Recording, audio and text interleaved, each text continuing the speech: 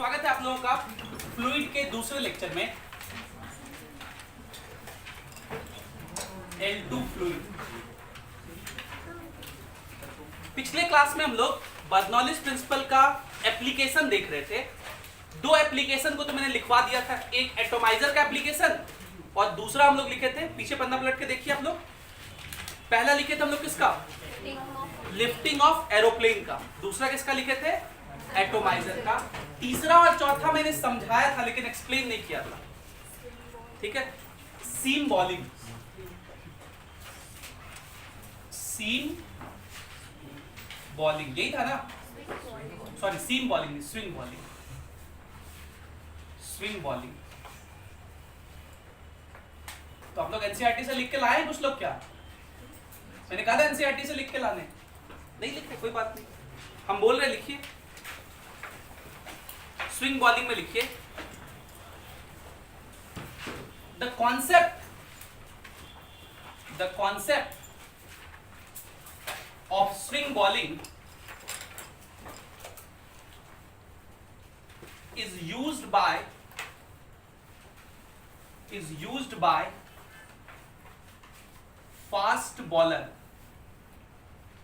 इसी को ना क्रिकेट के लैंग्वेज में सीमर्स कहते हैं या पेसर्स भी कहते हैं।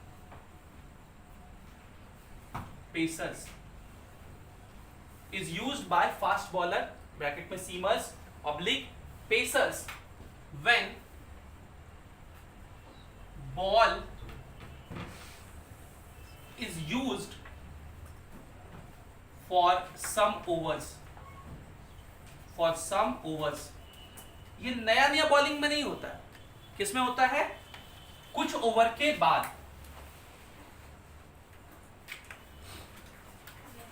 वन साइड, फुल स्टॉप बाद लिखिए, one side of the ball is rubbed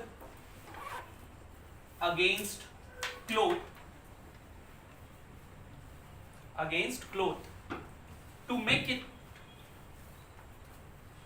it smooth, while other side remains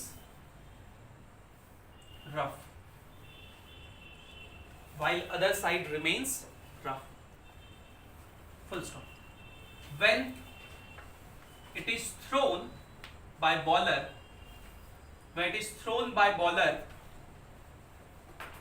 towards batsman, air passes with high velocity towards smooth side, और अगर हाई वेलोसिटी है तो बर्नौलीज प्रिंसिपल से pressure क्या होगा, low pressure होगा, and low velocity towards rough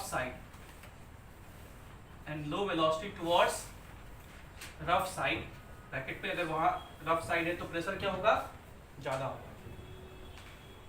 smooth को ही क्या बोलते हैं हम लोग, साइनी सरफेस कहते हैं, shiny. This makes the ball to deviate towards smooth side, bracket में साइनी साइड,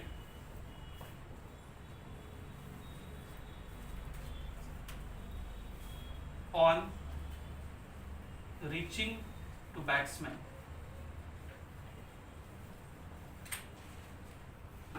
ठीक है, और इस डेविएशन से बैट्समैन को दिक्कत होता है खेलने में, तो हम लोग को उससे मतलब नहीं है। फिजिक्स क्या हुआ वो हम लोग लिखती है। अब इसके आगे भी आप जोड़ना चाहते तो लिख सकते हैं, this creates problem to batsman because the speed of ball is very high, so only skilled batsman with good practice can face this ball, else can get out, and same thing happens with Indian batsman while playing in Australia और South Africa और England. ठीक है, लेकिन वो physics की बात नहीं होगी, वो फिर आपका क्रिकेट का ज्ञान होगा और उसको जानने से फिजिक्स वाला मास्टर तो खुश नहीं होगा। भले हमको लिखे के दोगे तो हम खुश हो जाएंगे, स्कूल वाला मास्टर हो सकता है फिर क्रिकेट से नफरत करता हो, है ना, उसका बेटा क्रिकेट खेलते खेलते ही हो सकता है गिरा हो, चोट लग गया हो, क्रिकेट को गाली देता हो डेली, और तुम लिखोगे तो सही भी लिखे हो तो काट के नंबर 0 बिठा देगा, बहुत क्रिकेट का कमेंट्री कर रहा है। पुराना बॉल रिवर्स स्विंग करता है, नया बॉल नहीं, एकदम नया बॉल नहीं करता है। कुछ नया बॉल को स्विंग कराया जा सकता है उंगली से, फिजिक्स से नहीं, उंगली से। उंगली का अलग लॉजिक है, उससे हम लोग नहीं कर रहे। हाथ से जो फिरकी कर क्या आता है, जैसे भुवनेश्वर कुमार इसके लिए फेमस है, इरफान पठान अपने समय फेमस थे। नया बॉल जो है उसको उंगली से वो पाथ से क्या करवा लेते थे, डेविएट कर लेते। इरफान पठान का डेब्यू मैच था, डेब्यू मैच में ही शायद हैट्रिक ले लिया था पाकिस्तान के खिलाफ। इतना मतलब खतरनाक बॉलर था शुरू में, लेकिन धीरे धीरे समय चलता। देखो इसको पूरा है वो याद है ना। चलिए तीसरा, चौथा हम लोग लिखे थे मैग्नस इफेक्ट। चौथा क्या लिखे थे, मैग्नस इफेक्ट। तो मैं इसको ऐसे समझाता हूं, जैसे ये बॉल है, इस बॉल का दो ट्रेजेक्टरी हो सकता है। एक तो ऐसे ट्रेजेक्टरी, इस बॉल को मान लीजिए यहां से फेंका गया है, तो एक ट्रेजेक्टरी ऐसे होता है, ये ट्रेजेक्टरी है। अगर उसको सीधा फेंकेंगे, ऐसे बॉल को फेंक दिए तो इसको बोलते हैं trajectory without rotation. Without rotation मतलब अगर इसको रोटेट करके ना फेंके तो। लेकिन अगर इसको रोटेट करके फेंके, ऐसे करके घुमाते हुए, तो एयर प्रेशर सब जगह से अलग अलग लगता है, जिसकी वजह से जितना दूर इसको जाना चाहिए था उतना दूर ना जाकर के ये थोड़ा पहले चला जाता है, गिर जाता है। और जो खेलने के लिए बैट्समैन जनरली आउट सामने आते हैं, मिस कर जाते हैं, तो स्टंप आउट हो जाते हैं। इसको बोलते हैं फ्लाइटेड डिलीवरी, इसको बोलते हैं ट्रेजेक्टरी विथ रोटेशन। क्रिकेट की भाषा में इसको कौन सा डिलीवरी कहा जाता है, फ्लाइटेड डिलीवरी। हरभजन सिंह, अभी आर अश्विन, ये सब।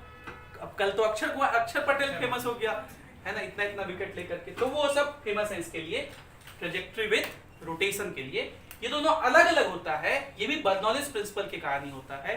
और इस बात को क्या बोलते हैं हम लोग, मैग्नस इफेक्ट। इसमें लिख लीजिए मैग्नस इफेक्ट। कई बार इस बात को भी बोलते हैं, और ये भी तो इसी से रिलेटेड है ना, क्रिकेट से रिलेटेड है, तो इसको ही मैग्नस इफेक्ट बोल देते हैं। ठीक है, तो अगर कभी इसको भी लिख दीजिएगा तो कोई दिक्कत नहीं है, कहीं कहीं लिखा रहता है सेम ही चीज। ठीक है, लेकिन जनरली अलग अलग चीज है तो अलग अलग लिखते हैं। ये स्पिनर का काम है, ये फास्ट बॉलर का काम है। लेकिन हम लोग का काम क्रिकेट सीखना है कि फिजिक्स सीखना है, फिजिक्स सीखना है, तो फिजिक्स वाले मास्टर साहब कहीं पे सेम ही लिख देते हैं, तो एक ही चीज है। मैग्नस इफेक्ट में लिख लीजिए the trajectory of rotating delivery. ये डिलीवरी जोमेटो वाला नहीं है, बॉलर लोग बॉल फेंकते हैं उसको भी डिलीवरी कहते हैं। The trajectory of rotating delivery is different than without rotation due to different velocities of air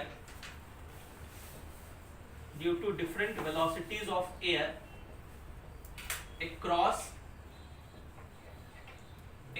the ball। और वेलोसिटीज अलग अलग है, इसलिए प्रेशर भी अलग अलग होता है, इसलिए ऐसा डिलीवरी होता है। तो ये दो पॉइंट जो पिछले क्लास में हम नहीं लिखवाए थे, भी लिखवा दे रहे हैं। अब हम लोग यहां से आगे आज चर्चा शुरू करेंगे। लिखिए इसको।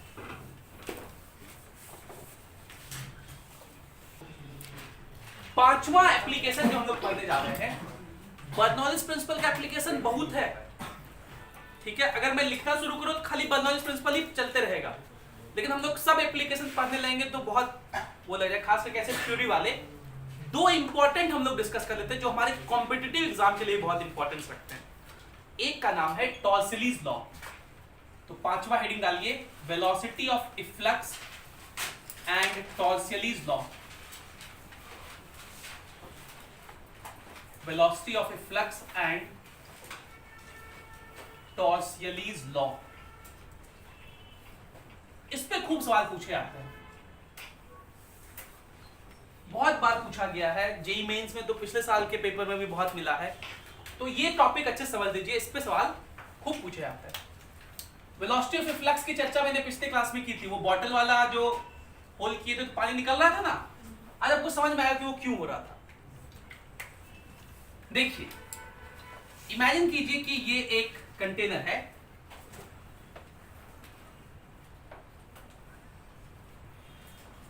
और ये इस फ्लोर पे रखा हुआ है, ठीक है, इसमें पानी है। आज की चर्चा में दोनों बात इंक्लूडेड है। स्कूल का मतलब जैसे हम लोग पढ़ते हैं नॉर्मली वैसे पढ़ेंगे। पिछला क्लास भी बर्नौलीज प्रिंसिपल पे शुरू किए थे, पढ़ते तो क्लास में भी वही चीज है, लेकिन उसमें ज्यादातर चीज किसके लिए इंपॉर्टेंट था? आपके स्कूल के लिए। सिर्फ वो फॉर्मूला बर्नौलीज प्रिंसिपल क्या है, कैसे यूज करते हैं, वो हमारे कॉम्पिटिशन के लिए इंपॉर्टेंट था। लेकिन आज का चीज सब तरह के कॉम्पिटिशन, आईआईटी के लिए, जेई के लिए, स्कूल के लिए, सबके लिए इंपॉर्टेंट, नीट के लिए, सबके लिए बहुत इंपॉर्टेंट है। इसलिए आज का बात बहुत अच्छे से समझिएगा। ये कंटेनर है, इसमें जो पानी का अभी हाइट है वो कितना मान लेते हैं? Capital H. ठीक, एक इंस्टेंट में हम लोग यहां पे होल कर दिए, छेद कर दिए, और हम इसको और नीचे दिखा रहे हैं, यहां पे एक होल कर दिए। ठीक, तो क्या होगा? यहां से पानी बाहर निकलेगा। पानी जिस वेलोसिटी से बाहर निकलता है उसी वेलोसिटी को वेलोसिटी ऑफ इफ्लक्स कहते हैं। ये पानी यहां से बाहर निकलेगा और यहां जाके गिरेगा इस तरह से। जितना दूर जाता है उसको क्या कहेंगे? रेंज। और एक प्रोजेक्टाइल पाथ करके जाएगा। क्या पाथ करके जाएगा? कितने टाइम में यहां गिरेगा, ये सब हम लोग पढ़े हैं, आपको याद लाते हैं। इस हाइट को हम लोग स्मॉल एच कह रहे हैं। इस हाइट को कितना कह रहे हैं? Small H. ठीक, ये जो वेलोसिटी होता है, ये वेलोसिटी होता है under root 2gh small H. ध्यान रखिए, स्मॉल एच क्या है?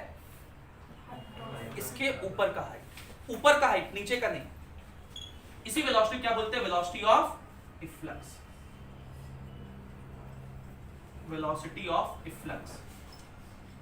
अब ये कैसे आया? ये फ्लूइड का चीज है, जो कि अभी हम लोग देखेंगे, बर्नौलीज प्रिंसिपल से आया।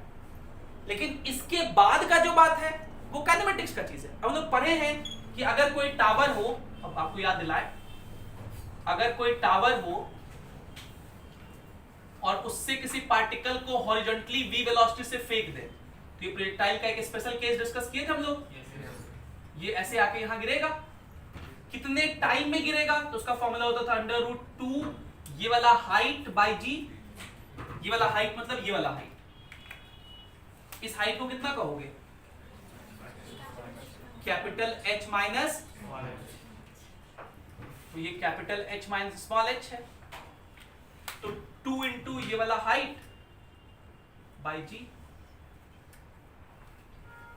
बोलिए,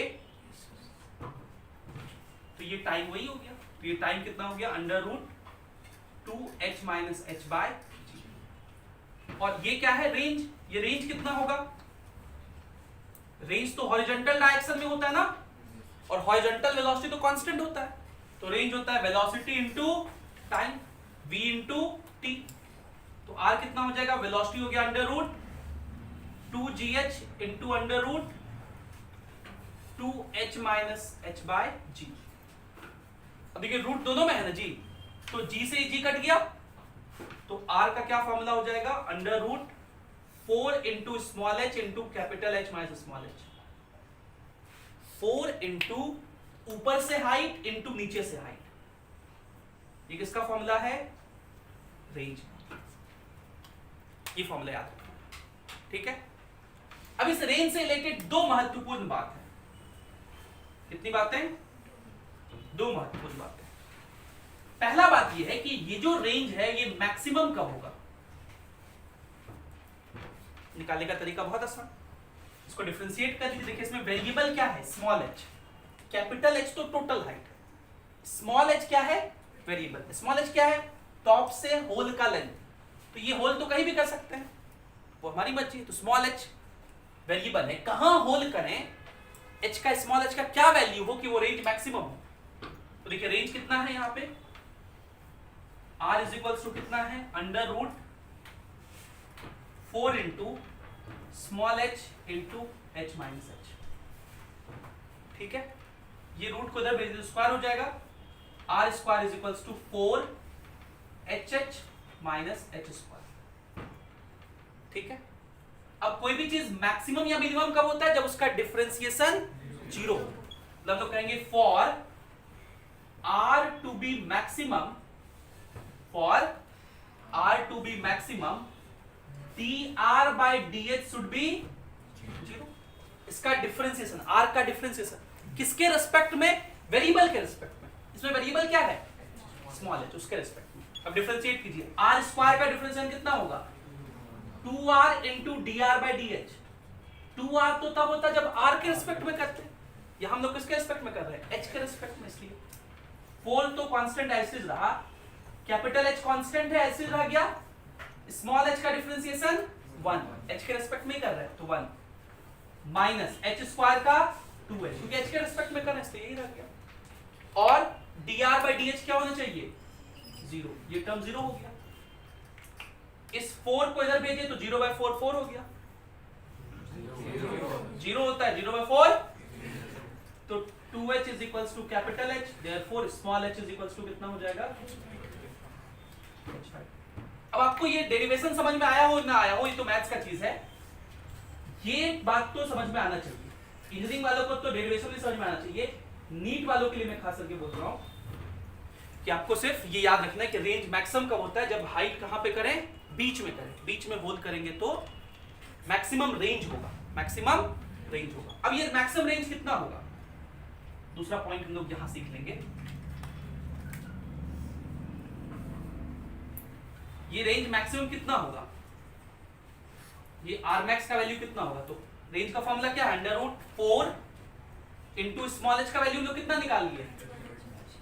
into capital H minus small h, तो ये भी h/2 ही होगा. ये 2 से कट गया, ये कितना हो गया? h. मतलब ये जो मैक्सिमम रेंज होगा वो किसके बराबर होता है? Total height of the water के बराबर होता है. Total height of the liquid के बराबर होता है. क्या बात समझ पा रहे हैं? पक्का? दूसरा पॉइंट देखिए. इसमें दूसरा पॉइंट, ये तो पहला पॉइंट था कि मैक्सिमम रेंज कब होगा? इस हाइट पर. उस समय जब रेंज मैक्सिमम होगा तो वो मैक्सिमम रेंज कितना होगा? अच्छा, इस समय वेलोसिटी कितना होगा? v कितना होगा?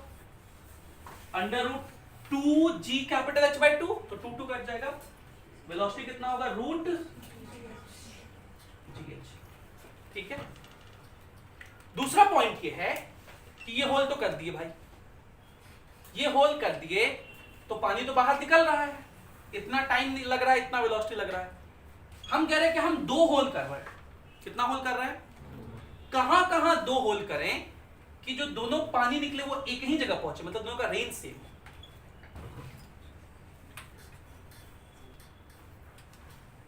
समझिएगा क्या कहना चाह रहे हैं? आपको पूरा प्रोजेक्टाइल जैसा फीलिंग आ रहा होगा. हाँ सर, यही सब प्रोजेक्टाइल में पढ़े हैं. ये कैपिटल H है ना. आप मान लीजिए 2 होल करिए. एक यहां कर दिए जिसका ऊपर से हाइट स्मॉल h है. ऊपर से हाइट कितना है? तो नीचे से हाइट कितना होगा? h minus h. मतलब जो नॉर्मल केस हम लोग जान रहे हैं, यहां से ये पानी निकलेगा. किस वेलोसिटी से पानी निकलेगा? √2g स्मॉल h से, क्योंकि वेलोसिटी क्या होता है? ऊपर वाला हाइट. ये यूं करके निकल के यहां जाके टकराएगा. ये रेंज कितना होगा? ये रेंज r होगा. इस r का फॉर्मूला क्या लिखेंगे? तो रेंज लिखने अभी आपको सिखाए. रेंज क्या होता है? √4 into small h. Small h मतलब ऊपर से हाइट. ऊपर से हाइट कितना है? स्मॉल h इंटू नीचे से हाइट h माइनस h. आप ये समझ पा रहे हैं ना? हम जो बोलते हैं ऊपर से हाइट नीचे से हाइट, होल का ऊपर से हाइट और नीचे से हाइट. ठीक है. अब अगर हम एक होल कर दें यहां पे, जिसका ये वाला हाइट नीचे से हाइट स्मॉल h है, तो इस वाले होल के लिए ऊपर से हाइट कितना? h minus small h. यहां से जो वेलोसिटी निकलेगा फ्लूइड का, उसका वेलोसिटी कितना? √2g h minus h. बोलिए. और ये फ्लूइड यहां से निकल के यहीं पे जाएगा. कैसे? तो इसके लिए रेंज लिखिए. इसके लिए रेंज लिखिए. रेंज क्या लिखेंगे? √4 इंटू ऊपर से height capital H minus small h, नीचे से हाइट। दोनों का वेलोसिटी अलग अलग है लेकिन रेंज सेम है, टाइम भी अलग अलग होगा। इसके लिए टाइम पूछेगी, ग्रीन वाले के लिए टाइम, इस वेलोसिटी को v1 कह देते हैं, इसके लिए जो टाइम होगा उसको t1 कह देते हैं। टाइम क्या होता है? √2 नीचे वाला हाइट, ये वाला। बोलो, ये जो ऐसे पहुंचा तो टाइम के लिए हाइट ये वाला लिए जी, ये वाला हाइट कितना लिखोगे? Capital H minus small h by g. और दूसरे वाले के लिए टाइम क्या लिखेंगे? √2 स्मॉल h बाई जी। दोनों के लिए टाइम भी अलग अलग है लेकिन वेलोसिटी और टाइम का प्रोडक्ट क्या है दोनों के लिए? सेम है। पक्का? एक पॉइंट और, ये देखिए, ये जब अभी जो जितनी बात कर रहे हैं ना, ये ज्यादातर बात आपके कंपटीशन के लिए इंपॉर्टेंट है। स्कूल के लिए इंपॉर्टेंट क्या होगा कि ये वेलोसिटी प्रूफ करके दिखाइए √2 जी। हम लोग वो प्रूफ नहीं किए हैं, वो आपके स्कूल के लिए इंपॉर्टेंट है, वो बर्नौलीज प्रिंसिपल का एप्लीकेशन है। लेकिन अभी हम लोग पहले कंपटीशन वाली बात कर रहे हैं। ये सब चीजें पूछी जाती है खूब धूमधाम से। अब देखिए, यहां से पानी बाहर निकल रहा है, आईआईटी क्या पूछेगा आपसे कि कितने देर में कंटेनर खाली हो जाएगा? आईआईटी में सवाल ही पूछा गया, कितने देर में कंटेनर खाली हो जाएगा। अब उसका डेरिवेशन है लंबा चौड़ा, हम तो करते भी हैं, लेकिन आपके लिए उतना डेरिवेशन वो इंपॉर्टेंट नहीं है, लेकिन उसका फॉर्मूला याद रखना इंपॉर्टेंट है। वो फॉर्मूला सो नहीं रहा है जी, सो रहा है, सुना नहीं है क्लास में? उसका फॉर्मूला इंपॉर्टेंट है, उसके फॉर्मूला को याद रखने का मैं ट्रिक भी बताऊंगा अभी, ठीक है? वो काइनेमेटिक्स से रिलेटेड है। आईआईटी दूसरा ये पूछेगा कि देखिए, इससे पानी बाहर निकल रहा है। आप सोचिए, उस इंस्टेंट को इमेजिन कीजिए जब ये होल क्लोज था, ठीक है, होल नहीं किए थे, तब तो ये सिस्टम रुका हुआ था। तो सिस्टम का इनिशियल मोमेंटम क्या था? 0। इसमें होल कर दिया तो ये जो पानी निकला उसकी वजह से तो मोमेंटम हो गया।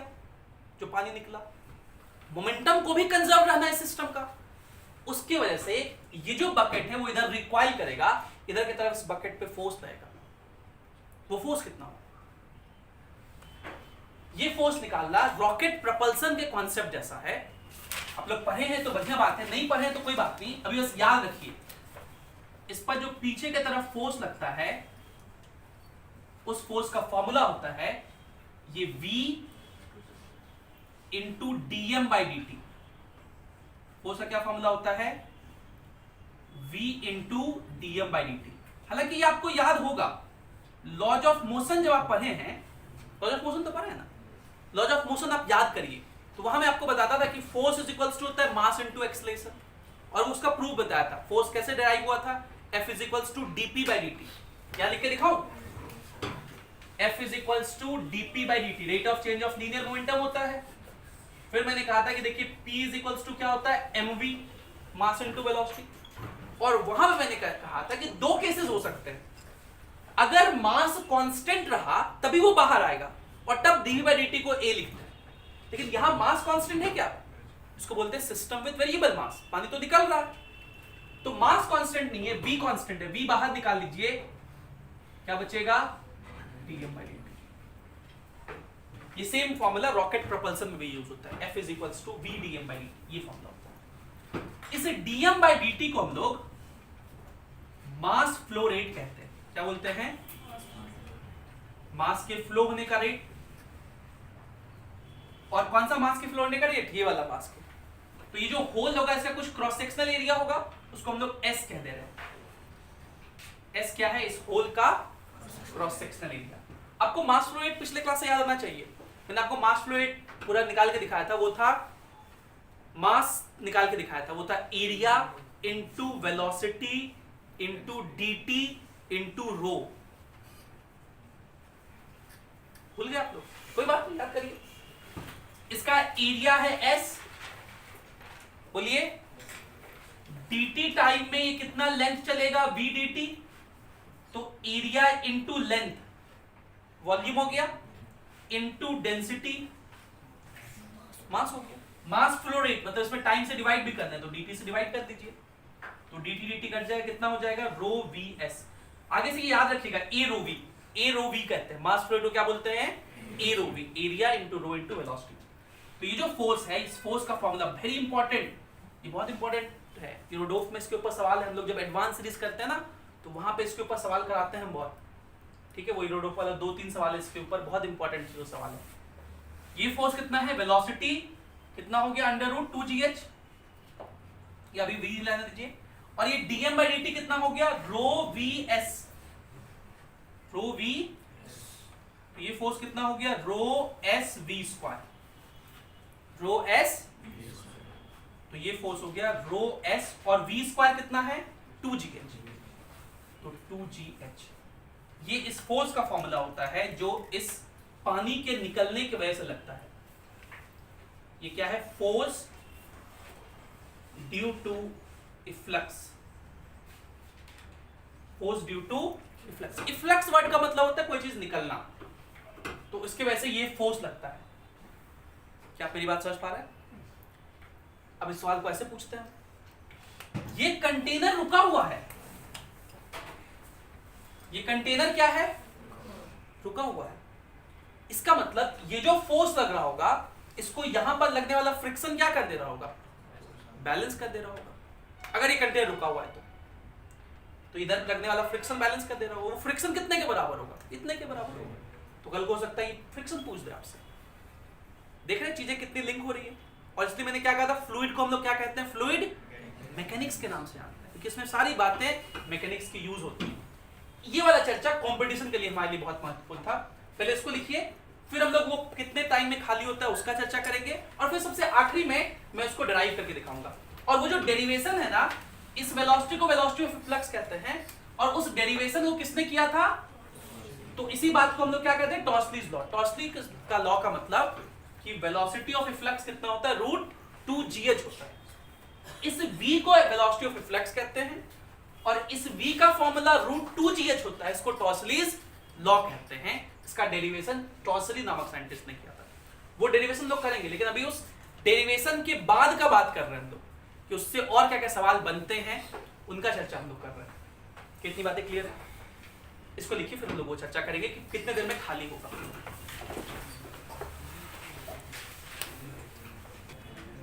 चलिए, अब हम लोग क्या डिस्कस करें, हम लोग उसी टॉपिक के अंदर है, तो आप इस तरह से एरो करके सब टॉपिक लिख सकते हैं। सब टॉपिक क्या है, टाइम इन एम्प्टिंग। अब एम्प्टिंग का स्पेलिंग देख लीजिएगा, एम्प्टिंग द वेसल, मतलब कितना समय खाली हो जाएगा। और ये टॉपिक आपके कंपटीशन के लिए ही इंपॉर्टेंट है, ये स्कूल में कहीं यूज नहीं होगा। अरे जैसे मैंने लिखा ना एम्प्टिंग द वेसल, तो इसका मतलब आपको होल कहां करना पड़ेगा, नीचे, तभी वो पूरा पानी खाली होगा।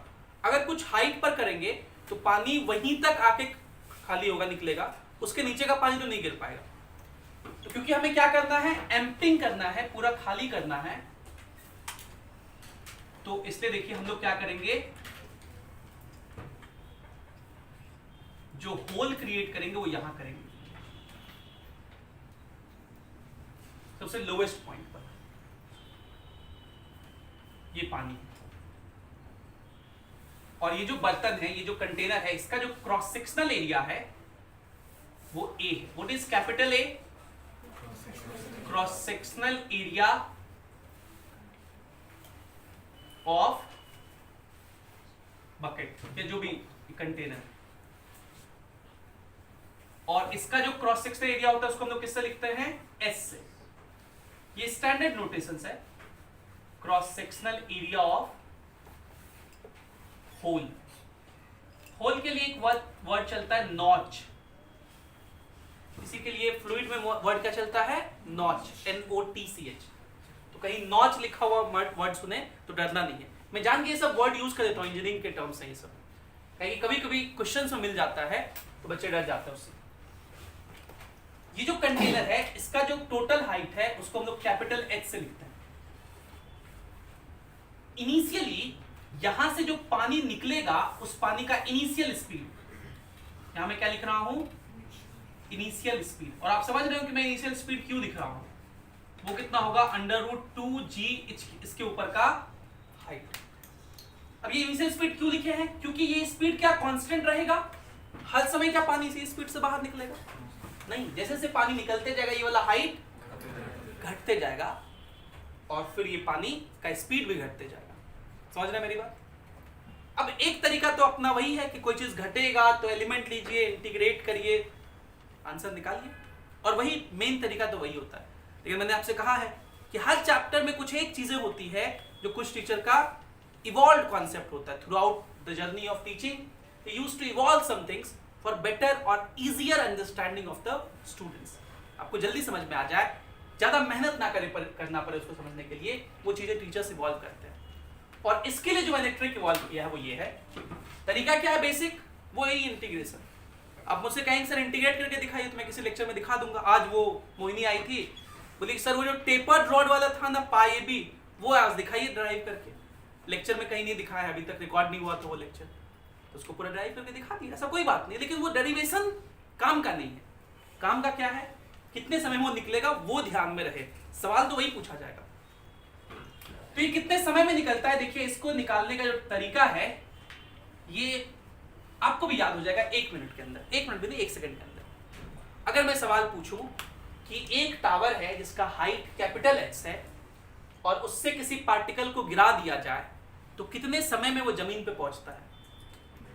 अंडर रूट, तो लिख देते हैं अंडर रूट 2h/g। यही फॉर्मूला होता है, 2gh नहीं, 2h/g। 2gh वेलोसिटी होता है, इतना टाइम लगता है। लेकिन आप सोचिए कि ये जो कैपिटल H है, सुनिएगा ध्यान से, ये जो कैपिटल H है ये तो बहुत कम होगा। कितना होगा? कितना बड़ा कंटेनर लेने का मन है? एक बाल्टी ले लो, बाल्टी आधा मीटर के आसपास होता है। बड़ा बाल्टी ले लो, 1 मीटर का बाल्टी। कितना मीटर का? 1 मीटर का। 1 मीटर का भी बाल्टी लोगे तो H का वैल्यू 1 इंटू 2, 2 से कटा G 10, 5 बार में 5 का रूट 2.25, 2.23 होता है। 2.25 ले लें तो 1/2.25 होगा 0.4 सेकेंड। कितना होगा? अब सोच के देखिए, यहां होल करेंगे तो क्या 0.4 सेकेंड में वो खाली होगा? वो बकेट बहुत ज्यादा समय बाद खाली होगा। समझ पा रहे हैं आप मेरी बात? मतलब ये जो वैल्यू ये बहुत छोटा है, इसके साथ हमें कोई एक वैल्यू मल्टीप्लाई करना पड़ेगा जो कि बहुत ज्यादा होना चाहिए, तब ये टी आएगा। क्या ये बात सब लोगों को समझ में आ रहा है? पक्का? कोई नहीं? क्लियर है? ये वैल्यू बहुत, लेकिन ये टाइम जो होगा खाली होने में बहुत ज्यादा लगता है, इसलिए हम लोग को इसके साथ एक फैक्टर मल्टीप्लाई करना है जो कि बहुत बड़ा फैक्टर होना चाहिए। अब चलिए थोड़ा यूनिट एंड डायमेंशन सीखते हैं। यूनिट एंड डायमेंशन वापस से, यूनिट एंड डायमेंशन पढ़ाए थे आप लोग को। उसमें हम लोग ये सीखे थे कोई भी इक्वेशन तभी सही होता है जब लेफ्ट हैंड का यूनिट और राइट हैंड का यूनिट, लेफ्ट हैंड में क्या है? टाइम, और ये ऑलरेडी टाइम का यूनिट है, ये भी टाइम का ही फॉर्मूला होता है। मतलब यहां पे जो भी फैक्टर मल्टीप्लाई करेंगे वो फैक्टर यूनिटलेस होना चाहिए, वो फैक्टर ठीक। और क्या क्या बचा है जिसका यूज नहीं किया है बेस में? क्रॉस सेक्शनल एरिया का। अब एरिया के साथ क्या करें कि यूनिटलेस आए? डिवाइड करेंगे, रेशियो लेंगे। रेशियो लेंगे तभी क्या होगा? यूनिटलेस होगा। बोलिए। अब रेशियो में S/A भी लिख सकते हैं, A/S भी लिख सकते हैं। बताओ क्या लिखोगे? देखिए आपको फॉर्मूला खुद में खुद आप लोग ड्राइव कर लिए ना। ये फॉर्मूला बहुत भारी भरकम इंटीग्रेशन करने के बाद आता है, जिसको आप इस तरह से इस ट्रिक से याद रख सकते हैं।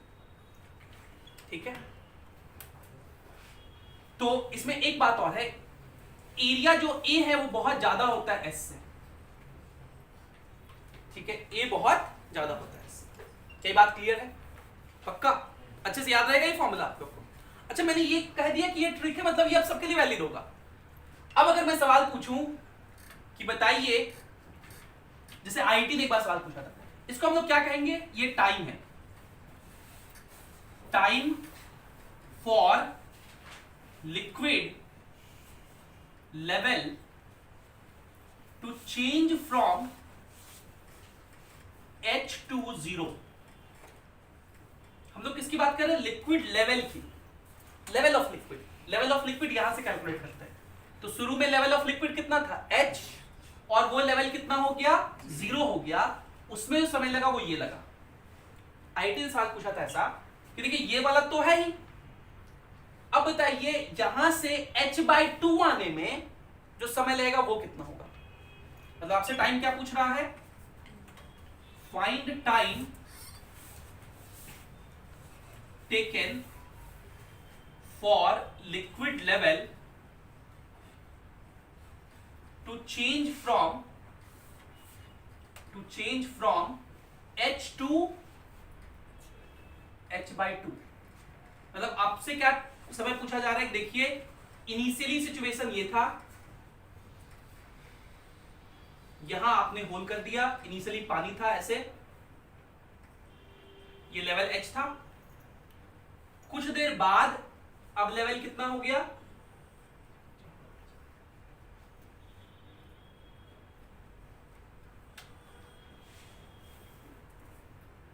h/2 हो गया।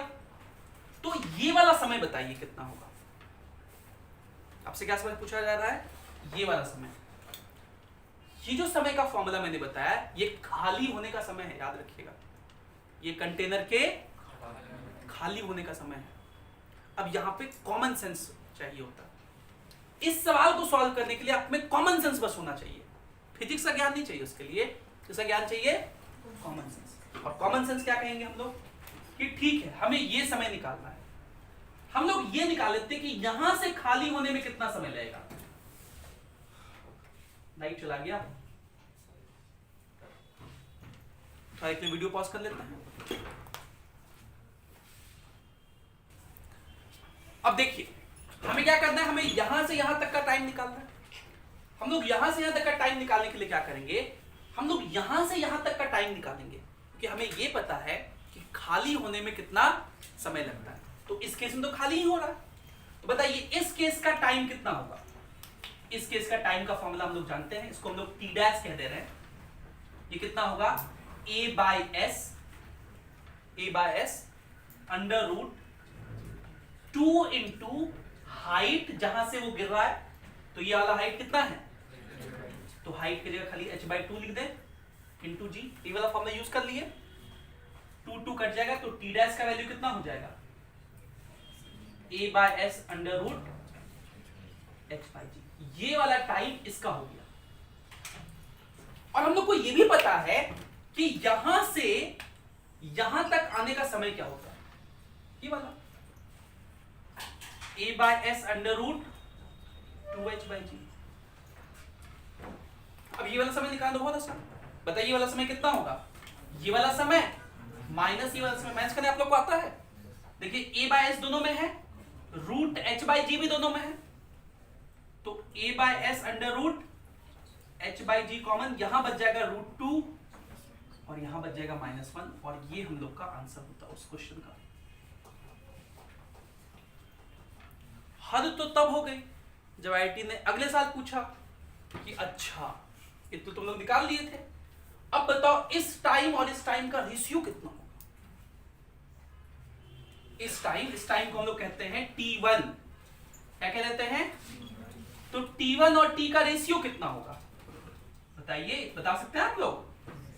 देखिए तुमने कभी आईआईटी क्वेश्चन, रेशियो निकालने आता है आप लोग को, निकालिए भाई। तो बहुत सारा A/S से A/S कटा, रूट h से रूट h कटा, आंसर क्या हो जाएगा, √2 - 1 बाय,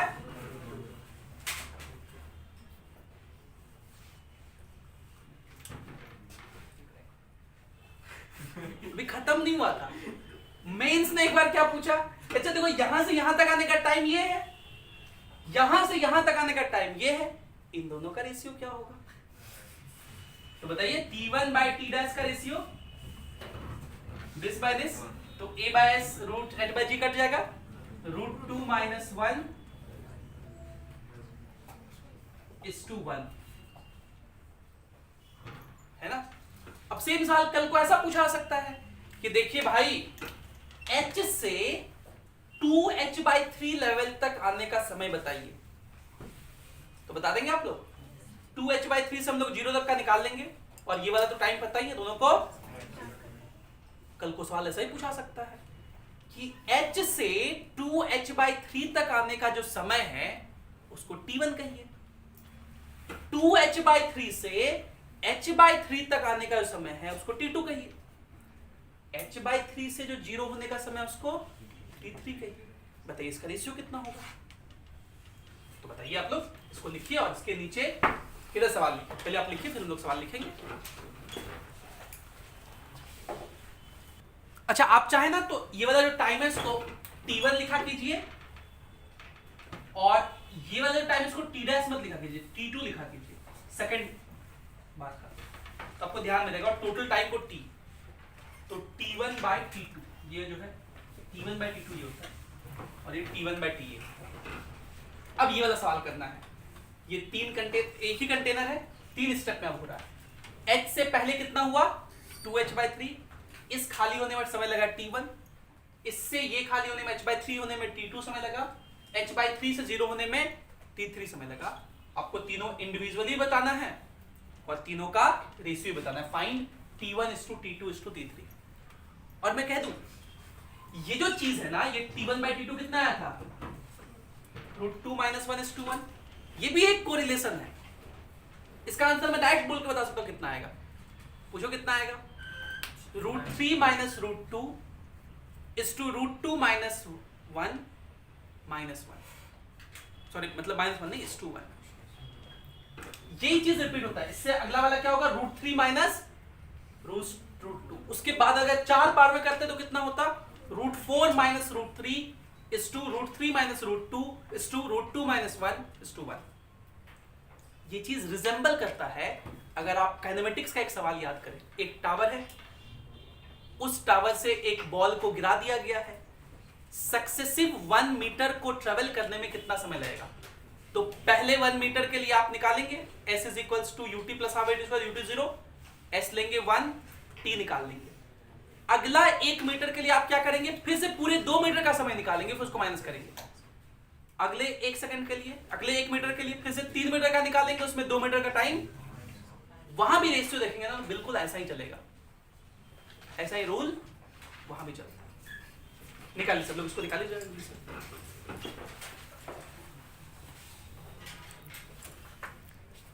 देखिए हम लोग एक ही फॉर्मूला जानते हैं, और वो कौन सा फॉर्मूला है, time in emptying the vessel. मतलब अगर हमसे से सवाल पूछता कि बताइए यहां से यहां तक आने में कितना समय लगेगा, तो उसे हम लोग याद कर चुके हैं, कितना होता है a/s √2h/g। लेकिन कॉमन सेंस हमारा ये कहता है कि खाली होने का समय अगर ये है, तो यहां भी तो खाली हो रहा है, यहां भी क्या हो रहा है, खाली हो रहा है। तो ये वाला समय कितना होगा, a/s t3 का वैल्यू कितना हो जाएगा, a/s √2 इंटू h के जगह क्या लिखेंगे, h/3 इंटू g। इस तरह से हम लोग t3 निकाल लेंगे। ठीक है, फिर कहेंगे कि यहां से यहां जो आ रहा है ये भी तो खाली ही हो रहा है। यहां से यहां डायरेक्ट अगर पूछता तो भी क्या कहते हैं, खाली हो रहा है। तो यहां से यहां तक आने का टाइम तो हम लोग निकाल सकते हैं। क्या होता है formula, a/s into √2/g into height, जितने चला है, कितने हाइट चला है, 2h/3 से। ये यहां से यहां तक आने का समय है, और यहां से यहां तक आने का समय तो पता है, दोनों को माइनस कर लीजिए। तो ये लिखा हुआ है a/s, ये लिखा है 4h/3g, और ये लिखा हुआ है 2h/3g। तो t2 कितना हो जाएगा, ये वाला समय माइनस ये वाला समय। तो a/s तो कॉमन है बाहर, √2h/3 भी कॉमन है बाहर, 2h/3g भी कॉमन है बाहर। यहां सिर्फ बचेगा √2 और यहां क्या बचेगा 1। इन दोनों को माइनस किए हैं। माइनस करना अगर ये नहीं समझ में आता हो तो आप दोनों को लिखिए और अच्छे से माइनस करिए, क्योंकि भाई ऐसे सवाल को सॉल्व करने के लिए इतना बेसिक ज्ञान तो होना चाहिए। ये t2 होगा, और t1, ये वाला टाइम कैसे निकालेंगे, ये वाला टाइम निकालेंगे भाई, कहेंगे कि यहां से यहां तक का तो पता है और यहां से भी यहां तक का पता है, तो ये वाला t1 कैसे निकालेंगे, इसमें से इसको माइनस कर देंगे। तो इसमें से इसको माइनस करोगे तो फिर से a/s √2h/g कॉमन ना, ये कितना बचा 1 माइनस यहाँ क्या बचेगा, अंडर रूट 2h/g कॉमन ले लिए तो 2/3 बचा, रूट 2/3 कितना बचा, रूट 2/3। तो ये यहाँ जाएगा एलसीएम में, तो रूट 3 माइनस रूट 2/√3 हो जाएगा, नीचे लिख देंगे तो a/s ये 2h और ये 3g हो जाएगा। ये जो नीचे रूट 3 था उधर लिख दिए और ये रूट 3 माइनस रूट 2 हो गया, ये हो गया T1। तो T1 आ गया, T2 आ गया और T3 आ गया। अब आप तीनों को गौर से देखिए, सब में लिखा हुआ है a/s अंडर रूट 2h/3g, ये टर्म सब में है, देखिए कॉमन है, यहां भी है, यहां भी है, यहां भी है। तो रेशियो क्या हो जाएगा, वो सब तो कट जाएगा जो कटना था। तो रेशियो मतलब T1:T2:T3 कितना हो जाएगा, यहाँ पे क्या बचा रह गया, रूट 3 माइनस रूट 2, यहाँ क्या बचा रह गया, और यहाँ समझ पा रहे क्या सवाल था, पक्का। इसी तरह अगर 4 बार में खाली होगा तो निकाल लेंगे, अब वो नहीं निकाल देंगे, वो घर में अपने मन से निकाल लेना। और आंसर क्या आएगा, root 4 minus root 3, root 3 minus root 2, root 2 minus 1:1। ठीक है, और खुदा ना खास्ते कई बार यही सवाल जो बोलते हैं वही आ भी जाता है, तो अगर आ गया और याद रह गया बस, और क्या दिक्कत तो यही है कि 2 साल बाद याद नहीं रहता है, अभी तो सब समझ में आता है। इसको लिखिए, फिर 1-2 पॉइंट और चर्चा करके आज का लेक्चर समाप्त करेंगे।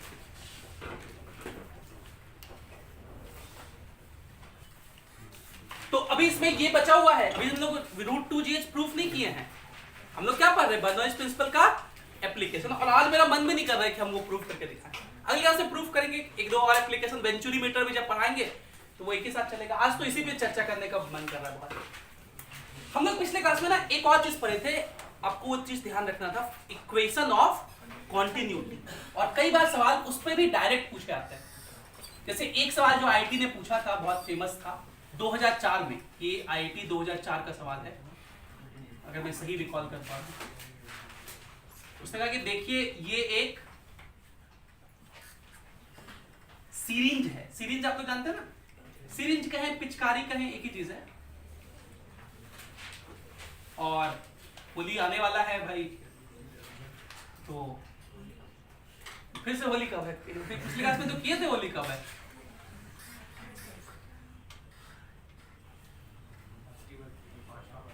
ठीक है। ये क्या है, प्लंजर है, इस प्लंजर का रेडियस दिया हुआ था, इसका रेडियस है 2 सेंटीमीटर, कितना है 2 सेंटीमीटर। और ये जो इसका होल है जहां से बाहर निकलेगा, इसमें पानी भरा हुआ है, ये जो होल है इसका रेडियस है 0.1 सेंटीमीटर, कितना है 0.1 सेंटीमीटर। इस प्लंजर को हम लोग प्रेस किए, इस प्लंजर को कितने से प्रेस किए, तो 2 मीटर पर सेकेंड से, इतने से इसको प्रेस किए, तो यहां से जो लिक्विड बाहर निकलेगा उसका वेलोसिटी कितना होगा ये पूछा नहीं गया है, लेकिन कितना होगा वो निकाल सकते हैं with the help of equation of continuity. पूछा तो ये गया था कि ये जो है ये ग्राउंड से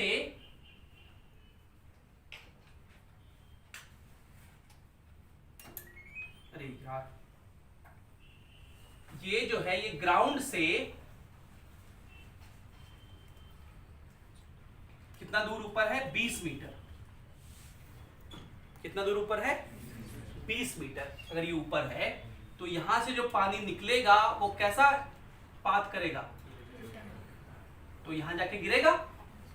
इस प्रोजेक्टाइल का रेंज बता दीजिए, ये सवाल था।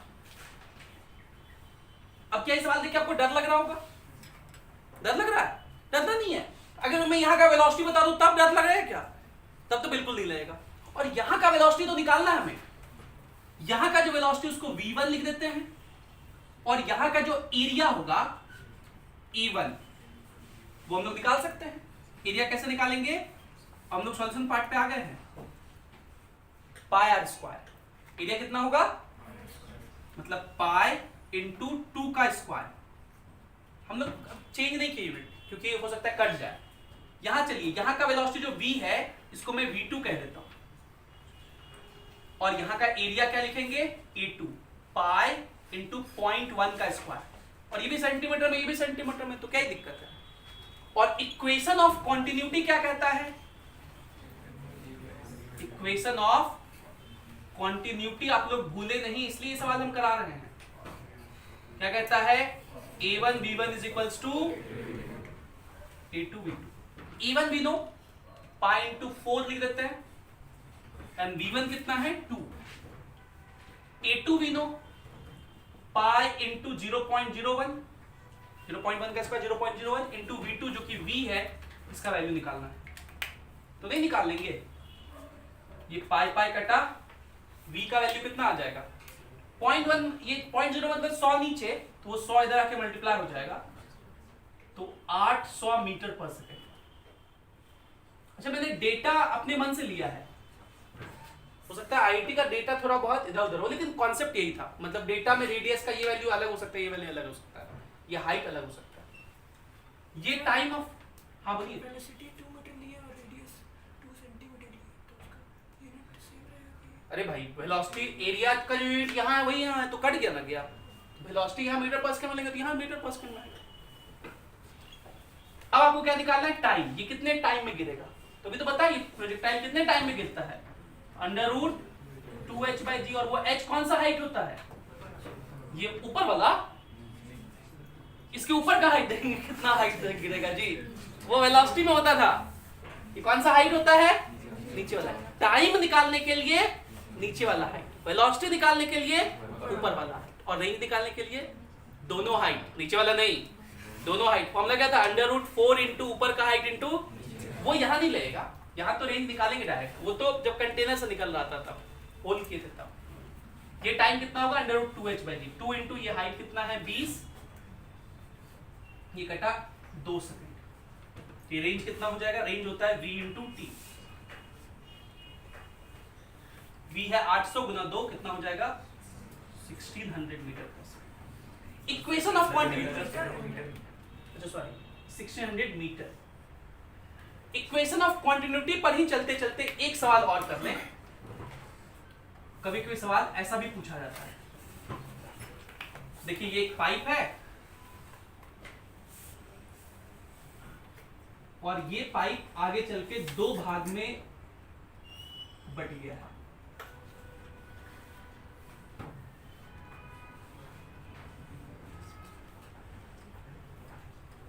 ऐसा, यहां से पानी इन किया, इधर निकला,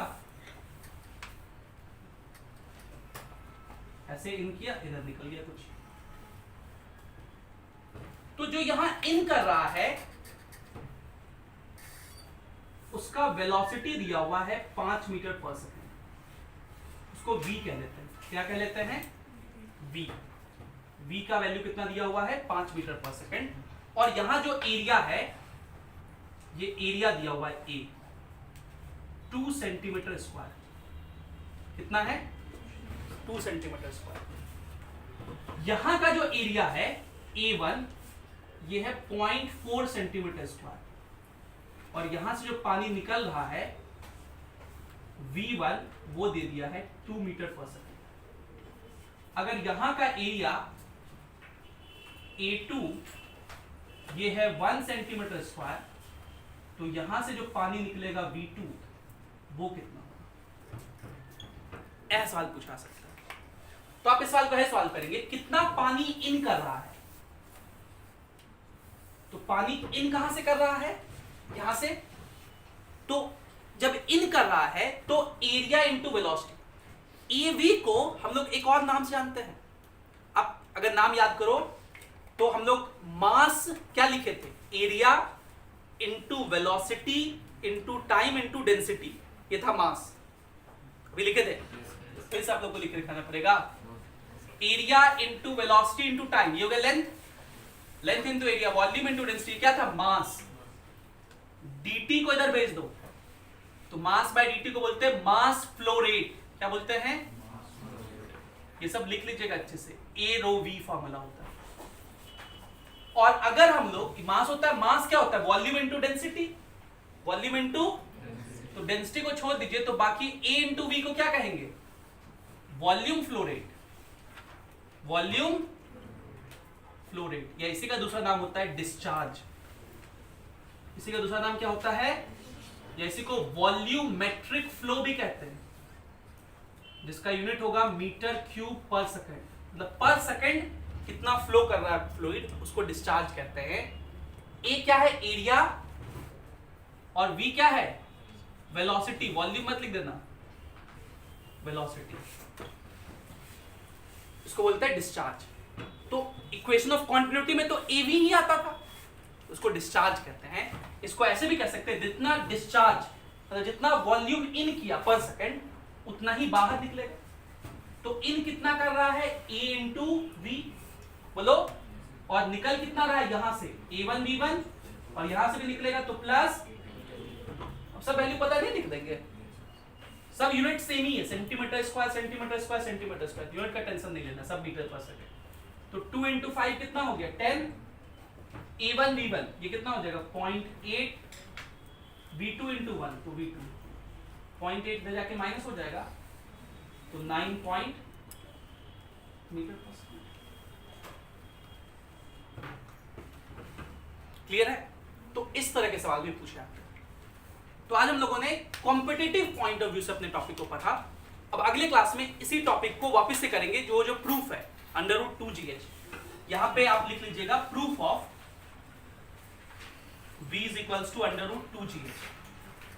ये अगले क्लास में पढ़ेंगे, ये हेडिंग है अगले क्लास का, ठीक है, वो उसी एप्लीकेशन के अंदर का ये हेडिंग है, ऐसा नहीं कि इसमें लिख देना, ठीक है, बहुत लोग महामूर्ख ऐसा भी लिख देते हैं। ये अगले क्लास का हेडिंग है, यहीं से शुरू करेंगे ताकि आपको याद रहे, ठीक है। क्या आज की सारी बातें क्लियर है? This is it for the day, thank you for being with us, have a great day.